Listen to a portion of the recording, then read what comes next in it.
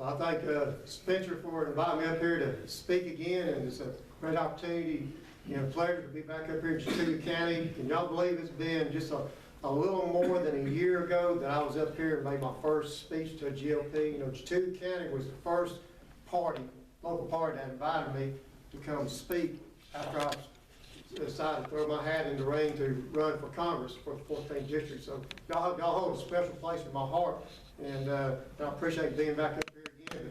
But boy, how time flies when you're having fun, and when you're campaigning, it just doesn't seem like it's been a year. But for those that don't know me, I'm Mickey Tuck. I'm running for Congress for the U.S. House of Representatives to represent you. And that's what I mean, to represent you. I'm from Floyd County, live in Silver Creek with my wife Sandy. We've been in Silver Creek, or not Silver Creek, but in Floyd County for 37 years, and actually we'll be married 37 years at the end of this month. And one reason and that brings me to another thing, is that it's on April 26th, and also helps me remember that's, I believe it's the last day that you can register to vote. So just remember to register before my wedding anniversary, and you'll be ready to vote if you've not already registered. But I just kind of helped me remember some dates. But when I first talked to Brad, he's the one that invited me up here the first time. We got to become friends on Facebook, and said, "Why don't you come up and speak?" And I tell you, it's been a great journey. I really enjoyed it. I had a supporter today come by the house, pick up some signs and things, and all the way from Calhoun. Actually up Plainville, that's a little above Calhoun. But she come all the way down here to my house to pick up some signs, so she knew I was busy and had this to do tonight. And also, I just got to have great support all over, and I appreciate it. And for those of you that know me, and that have watched my Facebook page or looked at my website or heard me speak before, y'all know where I stand with our current congressman and how he's voted, and how I'm not satisfied with his voting record, and how I feel like he's let us down. He's not served us as a true representative of the 14th district should represent his people. I'm not going to go through his voting record, but most of his votes have been how the Washington establishment, the U.S. Chamber of Commerce, and special interests and lobbyists have told him how to vote, going against our wishes. So that's the reason I'm running, because it's time for change. It's time for a better representative that will actually serve you, have your best interests at heart, and not special interests at heart, and speak for you in Washington, D.C. So I'm not going to do a long speech about records tonight, because y'all, like I said, y'all know where I stand on those records. Let's talk a little bit about what Mickey Tuck wants to do when he gets to Washington, D.C. Let's talk about the issues that Mickey Tuck is interested in. That's why I give each one of y'all one of these little cards. These are the little palm cards I've been handing out as I've been campaigning. And I've been campaigning down main streets all across this district, and I still got to get back up here and hit this main street again. But let's look at the first issue here. Constitutional conservative. I believe in the U.S. Constitution, and I believe it's the foundation of our nation, and should be still the foundation of our government. If you look at what's been going on with laws that have been passed and bills that have been passed, we've got away from the U.S. Constitution. And the reason they're doing that is because the government wants to control our lives. The U.S. Constitution was made for us to control the government, and we all know how that's been going. It's been going in the government's favor and out of our favor. So I'm very strong on staying on the U.S. Constitution, and we'll get into some of those amendments here in just a little bit. And well, let's go ahead and talk about the First Amendment. That's been a big issue here in the state of Georgia. Our governor let us down, in my opinion. We should have freedom of religion, freedom of speech, the freedom to live by our convictions and by what God commands us to do in the Bible, without the government forcing things upon us that go against our convictions, that go against our Christianity. That's not saying there's not freedom of religion for other religions, but it seems like there's freedom for everybody except for Christians today, and we need a representative of Washington, D.C. as well as on the state level that's going to stand by the First Amendment.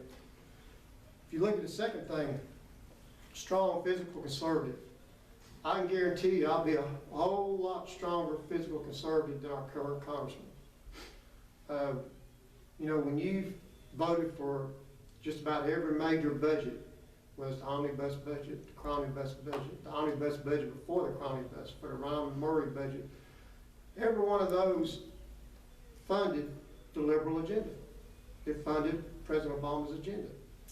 You know, we may blame President Obama for the over $19 trillion deficit we have now, but we had a Republican-controlled Congress, and our congressman was part of that funded everything that he wanted. They did not stand up and fight for anything. Didn't fight against Common Core, didn't fight against amnesty, didn't fight against, you know, for a wall on the border, didn't fight against illegal immigration, didn't fight against not funding Planned Parenthood in the budget. You know, so there's a lot of things we can do, but I will not vote. I'll tell you right now, I will not vote for a budget that has increased spending. This last budget had increased spending, or an increased deficit. It's over, I believe it's over $500 billion over the last one, I believe, was passed in 2009. And it was, I believe, $150 billion over the previous year. That's not being a fiscal conservative in my book. And the 14th district deserves a better than that in either representative. Let's look at pro-life. I'm very pro-life. I believe the only case that, you know, that where abortion is needed is the life of the mother is threatened, and that's it. That's my stand. Because in my book, and for what my studies in the Bible, God opens and closes the womb. God doesn't make any mistakes. You know, people might make mistakes, but God doesn't make any mistakes. So if God created that life in the womb, and He had a reason for it, there's a reason for that purpose to be living on this earth. You know, that person could be you know, some of these babies that have already been aborted, they could have been the person that had that God to give the wisdom and knowledge for the cure for cancer. You know, for the answer to the world's energy needs, the answer to solving world starvation. You know, and all those great minds have been lost over the years. You know, and I'll also tell you one other thing. I will not vote for a budget that provides funds to Planned Parenthood. Some of y'all might know this, some of y'all might not know it. But the omnibus budget, you know, it doesn't matter what our congressman or any of the Washington establishment says, it funded Planned Parenthood. They want to tell you that it didn't because the words Planned Parenthood are not in the omnibus budget. Our congressman told me to go Google it. You will not find the word Planned Parenthood in the omnibus budget. So I took him up on it. I went home and Googled it. I did not find it in the omnibus budget, but I did find it in the U.S. Department of Health and Human Services. In their budget, it's called Title X Family Planning.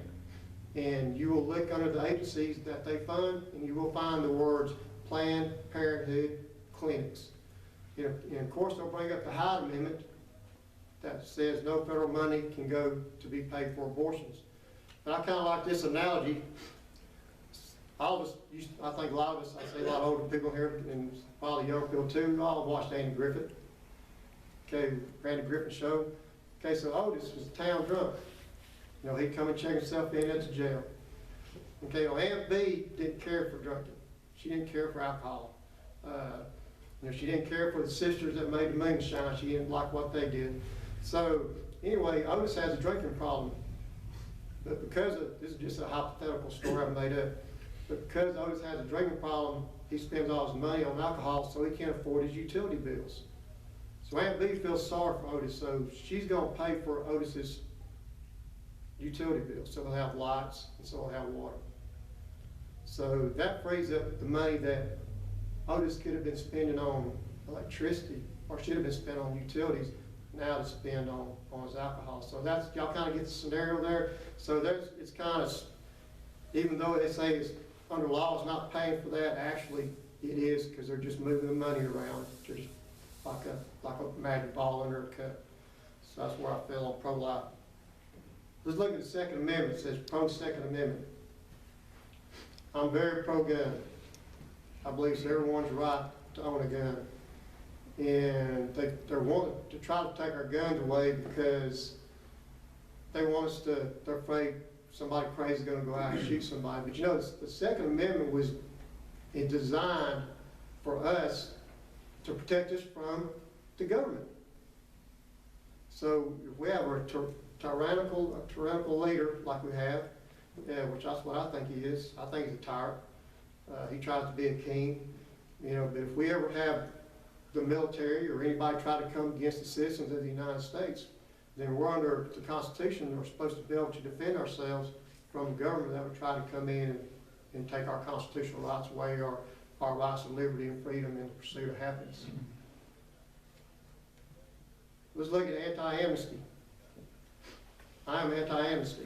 And also, you know, the omnibus budget funded Obama's amnesty, illegal amnesty. We have laws. And we don't need any more laws on the books, because if we was to obey the laws for amnesty, we wouldn't have this problem. But our government has failed to obey the law itself for when illegals come across the lines. And now they're encouraging them to come. They're encouraging them to come into our workplaces, you know, take our jobs, and also keep our pay scales down low. And that's what's happening. And you know, those laws should be followed. They should be enforced. But our current president has not enforced those laws, and I feel like even our current Republican presidents have not enforced those laws they should. You know, Congress hasn't done its job to hold the president accountable to hold up to those laws for the amnesty. And I do believe in the next thing is secure borders. I do believe we need a wall. You know, we can't do a wall across the whole border. I saw them on the news today talking about Border Patrol agents. You know, there's places where there's wetlands and things like that where you can't build them, but we need to build them where we can.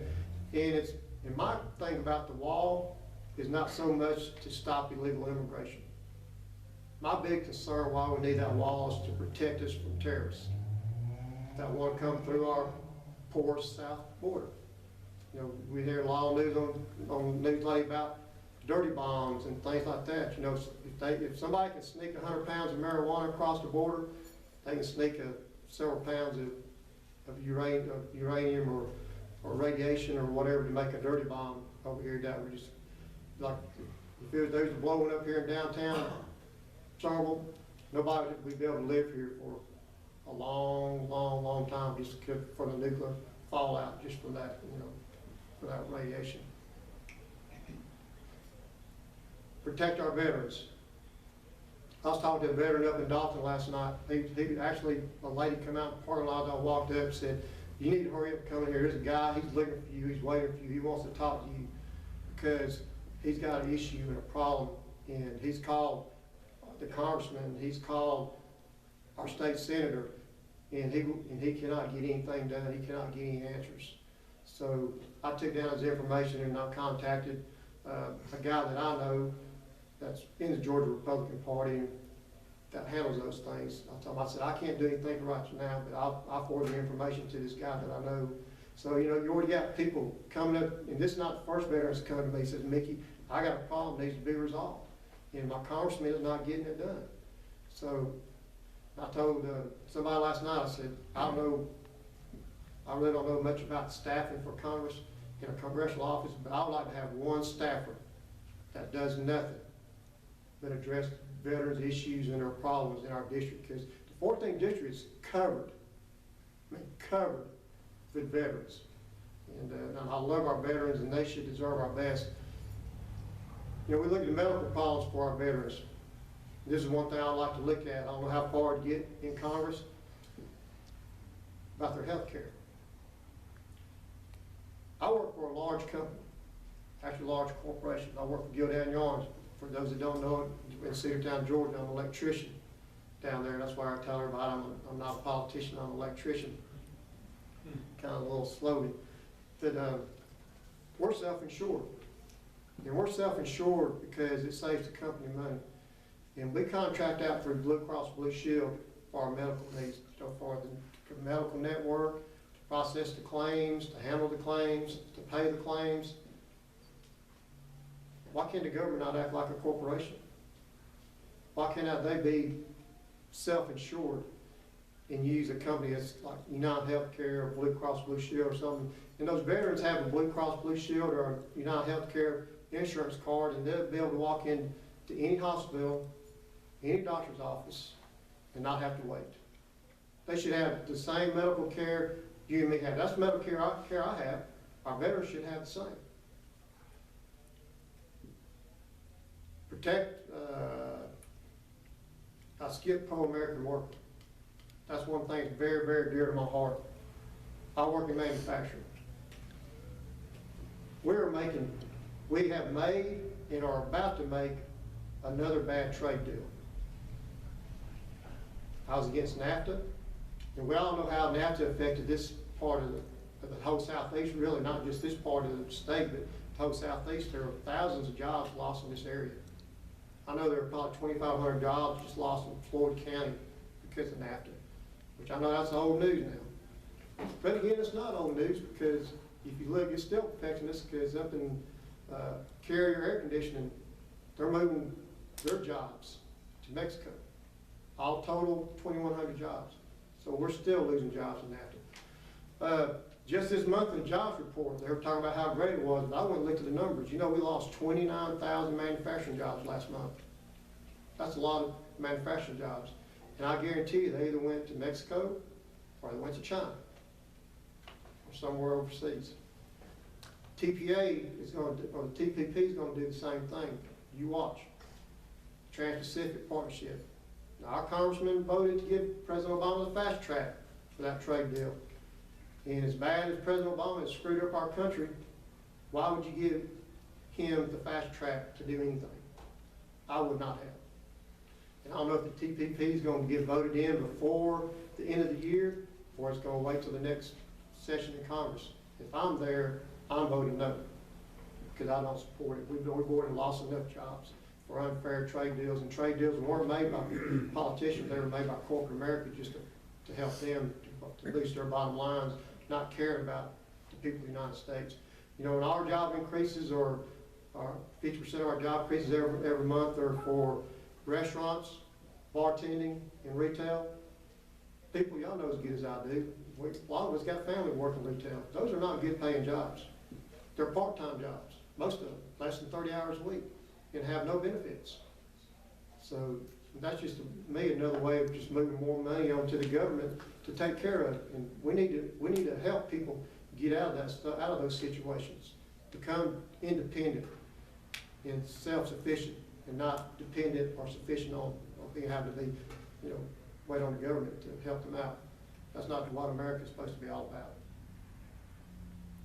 We look at smaller government. You know, we keep increasing the deficit, all we're doing is growing the government. There's some departments I think we can do away with. First one is U.S. Department of Education. It's not needed. You know, first we had the Democrats, well, first we had George Bush forced No Child Left Behind upon us. Teachers will tell you that was a disaster. Then Obama come into office, he brought Common Core, and that's even been a bigger disaster. And so the last bill where a majority of the Republicans and the Democrats agreed on, that ought to scare you right there and then. It's basically, what I look at it as a combination of Common Core and No Child Left Behind. So both sides were happy and have it all fit in there together. You know, the federal government does not have any business to tell us how to educate our children. The curriculum we're supposed to teach them. That should be left up to the states and the local communities and school boards to what and how we want to teach our children. What kind of food we want to feed them in the lunchroom. I've had talking to some parents in Floyd County the other day, talking about it. You seen the crap that they give my kids? It was terrible. Kids were throwing it away. So I think we have local control, you know, like local school boards and local cafeterias. I mean, we should give our children nutritional dinners, but let's give them something that they'll eat. That's where government control should not be in healthcare, or not be in healthcare, or, well, that's another issue. That's healthcare or into our school program. The IRS, that'd be the next thing, tax reform. We could significantly do away with the IRS or bring it to a whole lot smaller IRS if we go to a consumer-based tax. You know, you pay your taxes when you buy your groceries. You pay your taxes when you buy your car. You pay your taxes when you buy your clothing. In other words, you'll bring home, outside of whatever the state of Georgia takes, you'll bring home 100% of your paycheck. And that's the way it should be. It should be a consumer tax. Let you bring home your money, you decide how you want to spend it, where you want to spend it, and how much you want to spend. Because when you decide how much you want to spend, you also decide how much taxes you're going to pay. We need to go to a tax like that. And I kind of like the area around a 14 or 15% tax, flat tax, or some people call it what we call a fair tax. There's people like both of them. One side of it, the fair tax seems to get the better response. The fair tax takes the Constitution, changing the Constitution.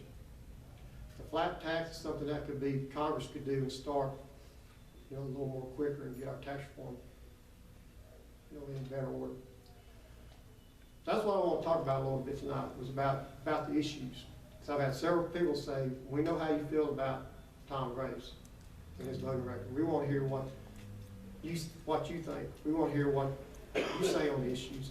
And so that's what I'm going to spend it on the next, from now till the May 24th primary, is talking about issues and what I'd like to see done. And, can I get all these things done? No, but I can introduce bills.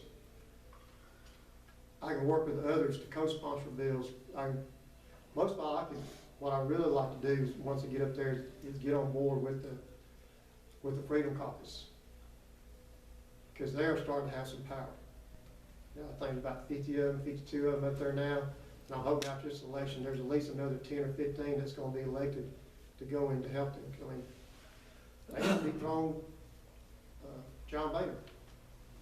That was a pretty big thing.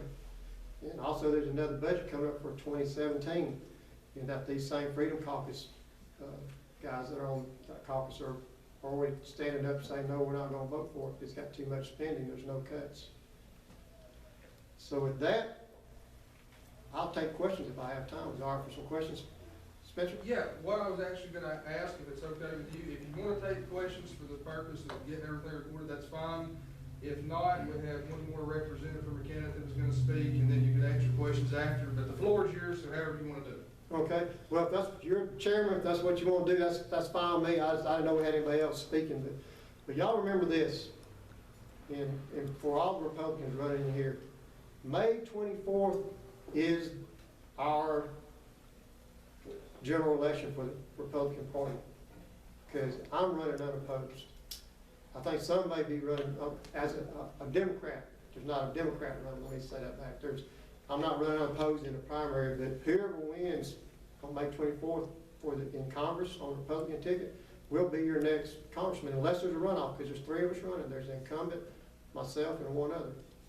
But I need for you to help get the vote out for me. I need for you to vote for me. I need for you to tell your family and friends, co-workers, people you go to church with, to vote for me, because this is a simple line you can tell them. Are you happy with Washington, D.C.? Do you think your representative is doing a good job? Do you think if you re-elect the ones that you put up there that's put us into this mess, are they going to get us out of this mess? And I think you'll find the answer will be no to all of those. So I'm Mickey Tuck. I appreciate your vote and support, and thank you very much.